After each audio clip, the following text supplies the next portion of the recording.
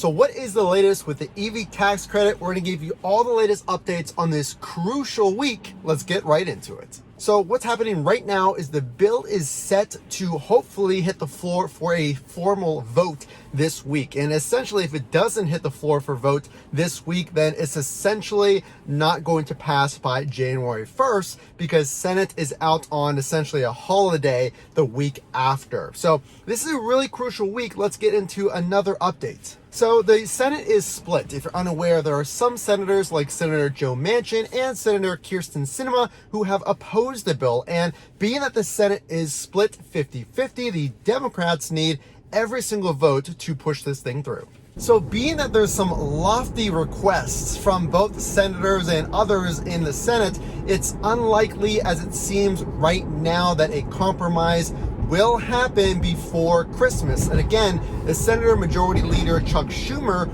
wanted to get this passed by Christmas. And we don't know for sure if it's unlikely to pass, but a representative of the Democratic Party did say recently that the chances of this passing are 20 to 25%. So the Democrats are bracing for this to be pushed to 2022. But what does that mean for you if you're thinking about getting a Tesla? When is this thing going to be passed? What can we expect as far as next steps? So if this is voted on the floor and gets shut down, then what does that mean? Well, essentially, there are some huge factors if it goes into 2022. And the short of it is, it's going to be very hard for Democrats, if it gets pushed into 2022, to pass the bill as is. So there's some further implications. If it does push into 2022, that'll make this bill even harder. So we're going to see first what happens with this bill and then go into essentially what's next. So just to give you an idea of what is the big deal if this does get pushed into 2022, the child tax credit is expiring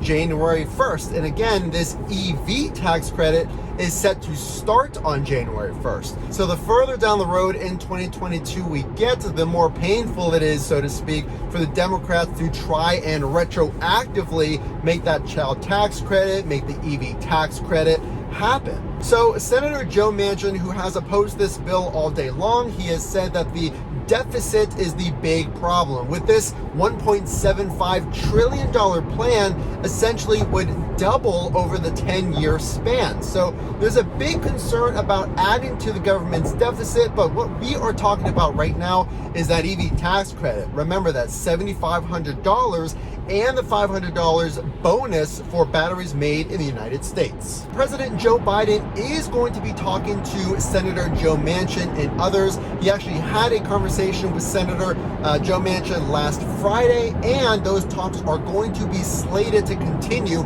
this week. So this is an absolutely crucial week.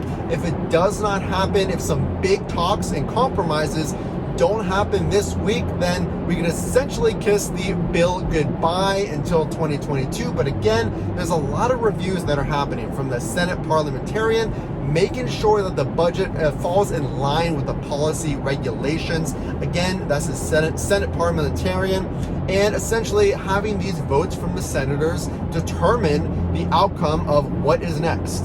So I just want to give you a quick idea of what you should expect if you're looking at buying a Tesla. So will this bill be retroactive? Well, the goal of the Democrats is to get this thing passed before they have to worry about that. So they're really pushing, and again, Senator Majority Leader Chuck Schumer is trying to get this thing done before January 1st. And again, it's all about the deadlines with that January 1st date looming, and Christmas is hopefully the goal date that this passes. So if it goes past January 1st, will this be retroactive? My thoughts are that it may be retroactive. I would expect it to be retroactive. But again, there's no guarantees on this. I know that the Democratic Party, and like I said earlier, with all those concerns on the other side, the Republicans, they do not want this going into 2022. So we will see what happens, but all in all, it's been a back and forth process, which is pretty typical. So what is on the line with this EV tax credit? Again, for new EV purchases, and as it's written right now, after January 1st. So if you take delivery in 2022, you will get the $7,500 tax credit for your Tesla. And as long as the price is below the thresholds that we talked about in other videos, you will get a $7,500 and $500 if the battery is made here in the United States. So the big controversy is that $4,500 bonus on top of that $7,500 for union built vehicles. So essentially that knocks out Tesla from getting this $4,500, and I know we would all appreciate that. I would expect that EV tax credit union bonus to change. That's my prediction. We're gonna see what happens, because right now, again, the Senate is talking about what to change. That is what I would predict happens. Maybe some type of removal of that union bonus. Time will tell. So whether it's going to be removed or maybe changed to give an incentive to US built cars instead of union built cars, that would be beneficial to Tesla. But Elon Musk, again, has said that he doesn't even need the credit. He said they should just delete the whole thing. So we're gonna really see here, this week is absolutely crucial for the next steps. So I do want to add this to the video. If you've already ordered your Tesla, well, Tesla is cracking down on postponing your delivery date for those who are postponed over 6 months or more. So it seems like every time I ask my Tesla rep and I hear others in the comments section talk about delaying your delivery, I've been told you have 90 days to delay your delivery once you've been assigned your VIN number. So I've heard that you can delay it 90 days. I've seen lately, like I just mentioned, it's 6 months. So we really don't know. I have not seen a consistent answer from Tesla yet on how long you can postpone that delivery.